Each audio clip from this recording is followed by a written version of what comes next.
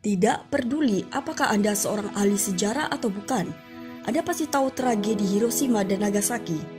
Ketika dunia sedang diambang berakhirnya Perang Dunia Kedua di Pasifik, Amerika Serikat menjatuhkan bom dua kota Jepang dengan senjata paling mematikan yang pernah dikenal oleh manusia.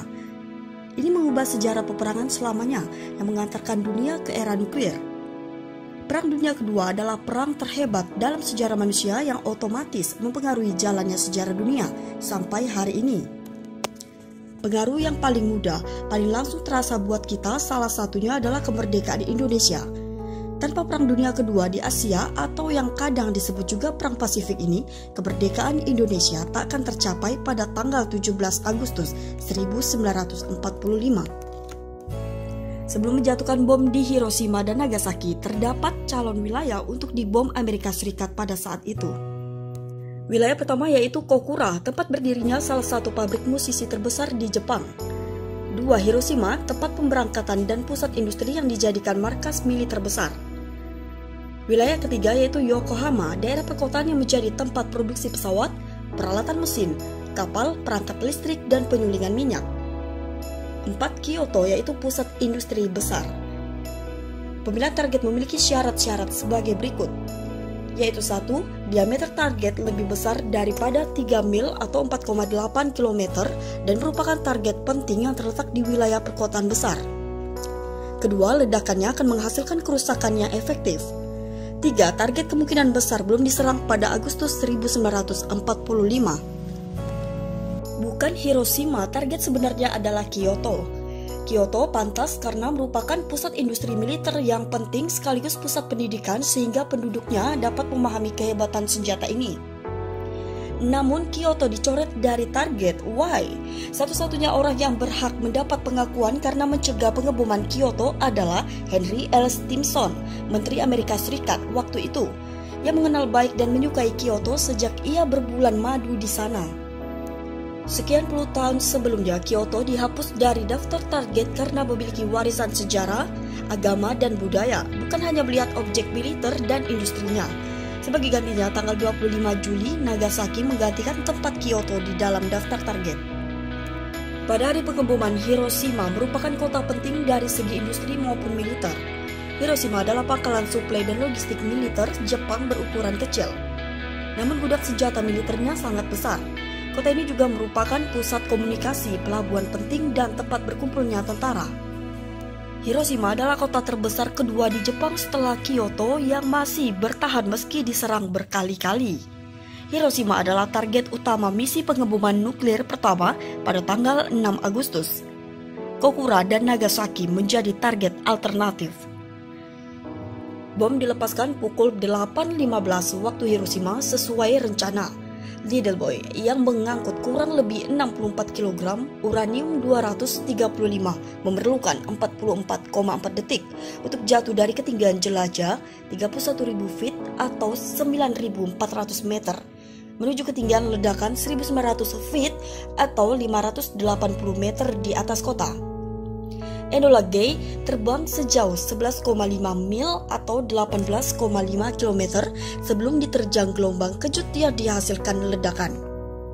Karena angin, bom meleset dari titik acuannya jembatan Aioi sejauh kira-kira 800 feet atau 240 meter dan meledak pas di atas klinik bedah Sima. Ledakannya setara dengan 16 kiloton TNT atau 67 TJ. Kurang lebih 2 kiloton.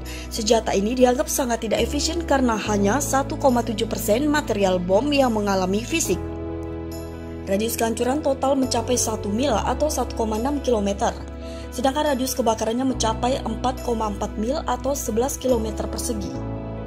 Orang-orang di darat melaporkan melihat pika atau kilau cahaya terang. Bunyi dentuman keras, 30% penduduk Hiroshima tewas akibat ledakan dan kebakaran pasca ledakan.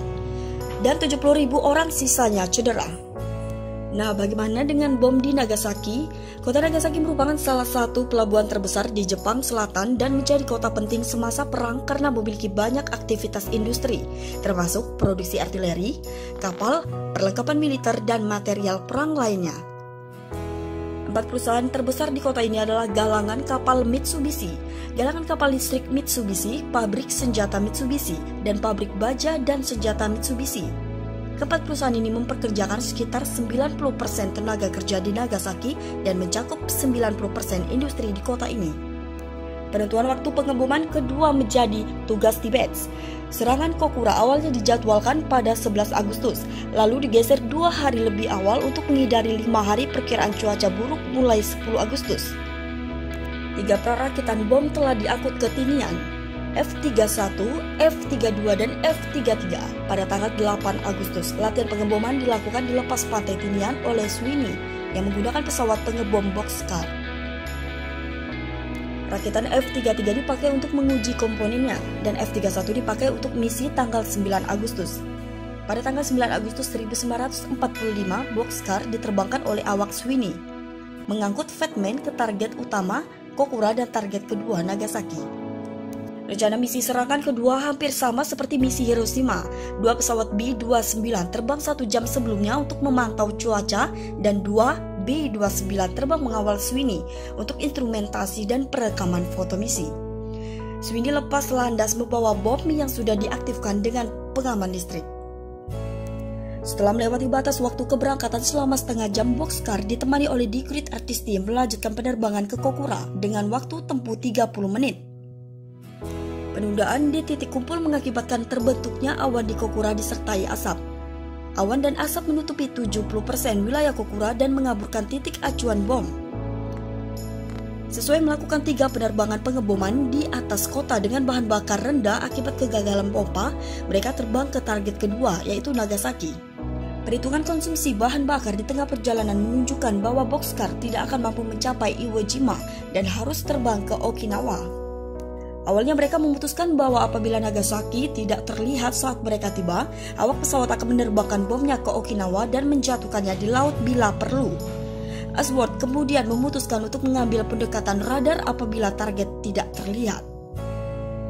Pukul 11.01 jeda di antara awan di langit Nagasaki memungkinkan pewira pengebom Boxcar, Kapten Kermit Behan, melihat target bom sesuai rencana.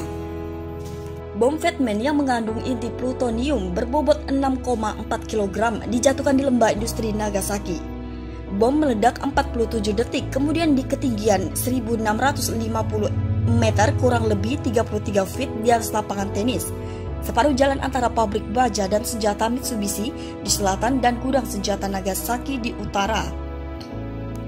Ledakan terjadi hampir 3 km atau 1,9 mil di sebelah barat laut target awal. Ledakan tersebut dibatasi oleh lembah Urakami. Di sebagian besar kota dilindungi oleh lembah di sekitarnya. Ledakan bom setara dengan 21 kiloton dan menghasilkan panas bersuhu 3.900 derajat Celcius serta angin kencang berkecepatan 1.005 km. Jadi dapat ditarik kesimpulan target sebenarnya adalah Kyoto dan Kokura, namun terdapat perubahan target menjadi Hiroshima dan Nagasaki.